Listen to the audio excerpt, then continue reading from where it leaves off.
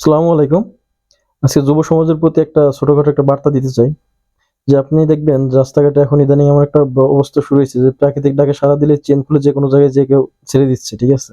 কিন্তু জিনিসটা কিন্তু একটা অস্বস্তিকর একটা পরিস্থিতি তৈরি করে।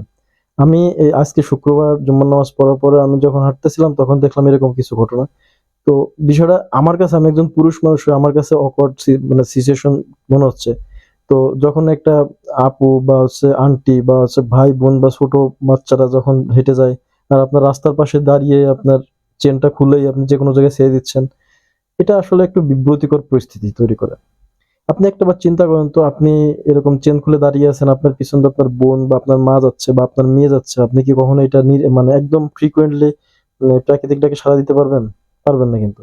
হয়তোবা আপনি যখন দাঁড়িয়ে আছেন আপনার বাবা-মা পিছন দিয়ে যাচ্ছে না, কিন্তু অন্য কারো বাবা-মা তো পিছন দিয়ে বা বোন যাচ্ছে, তাদেরও তো খারাপ লাগতেছে। কোনো মেয়ে বা তো আপনাকে সামনে যেয়ে বলতে পারবে না যে, "ভাই এটা কি করতেছেন?" বাংলাদেশের প্রেক্ষাপটে এটা কখনোই সম্ভব না। কিন্তু এটা আপনার বুঝতে হবে যে আপনি একটা বিপরীত লিঙ্গের মানুষ। আপনার সামনে যদি একটা মেয়ের বুকের থেকে ওড়নাটা সরে যায়, তখন কিন্তু আপনার মধ্যে একটা কম্পন তৈরি হয়। সেম ক্যাটেগরিতে কিন্তু আপনি ওই যে চেইন খুলে যখন ছেড়ে দিচ্ছেন, একবার মানুষের চোখ হঠাৎ করে চলে যেতে পারে। আচ্ছা, চোখ বাদ দিলাম। কানের শ্রবণ শক্তি এটা তো বন্ধ হয় না। তো আপনার কানে তো শোনা যাচ্ছে না? টুসটাস করে শব্দ হইতেছে না? তো এটাতে একটা মেয়ে কতটা বিব্রতিকর একটা awkward সিচুয়েশন ফেস করতেছে, এটা কি বুঝছেন কখনো? তো এইজন্য আমার রিকোয়েস্ট থাকবে যে ঢাকা সিটিতে মসজিদের শহর, আপনার যদি পাবলিক টয়লেট আছে এভেইলেবল, যদি সেখানেও আপনি টাকার জন্য না যেতে চান, তাহলে এটলিস্ট মসজিদে যেতে পারেন।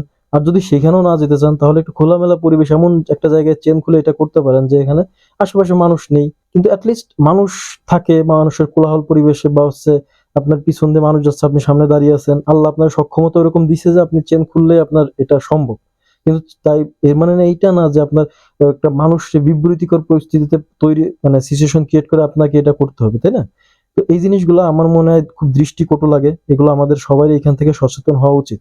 কারণ কি, এরকম হুটহাট করে চেইন খুলতেই কিন্তু আপনি ধর্ষণ বা এই ধর্ষণের মতো কাজকর্ম খুব সহজে হয়ে যায়, ঠিক আছে? আর ইদানিং তো মানুষ এখন মানে সামনে একটা ইট দিয়ে বা ছোট একটা পিলার হইলে পিলারের সামনে দাঁড়িয়ে মানে মনে হয় যে এটাই আড়াল করতেছে, যাতে মানে প্রাকৃতিক ডাকে সাড়া দিয়ে সে মানে বের করে দিচ্ছে। কিন্তু ভাই, এটা তো আশেপাশে মানুষজন থাকে, যায়, এটা বুঝতে হবে আপনার।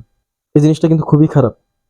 তো আমার মনে হয় যে যুব সমাজে যারা আছে তারা প্লিজ এখন থেকে যতটা সম্ভব আপনারা হয় মসজিদে বা শপিং মলে বা পাবলিক টয়লেটে এটা করেন। না হলে এই জিনিসগুলো ডে বাই ডে এরকম মানে হতে থাকলে এটা অসভ্য সমাজের একটা সিম্পটমস। সভ্য সমাজে কিন্তু এগুলো করা সম্ভব না, কখনোই না। মানে একটা চেন খুললে, চেন আছে আপনার, চেন খুলে দিলেন আর ছেড়ে দিলেন, এটা খুব অকওয়ার্ড একটা সিচুয়েশন তৈরি করে। তো আমার এই ছোট্ট একটা বার্তা থাকবে এই জন্য সবার কাছে যে প্লিজ এখন থেকে যতটা সম্ভব ইগনোর করুন। কারণ এটা আপনি কখনো চিন্তা করবেন যে আপনার পিছন দিয়ে আপনার মা, বোন, বউ, মেয়ে যাচ্ছে। এটা যখন আপনি চিন্তা করবেন তখন এইখান থেকে বেরিয়ে আসতে পারবেন।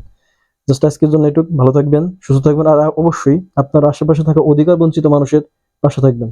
আল্লাহ হাফেজ। আসসালামু আলাইকুম।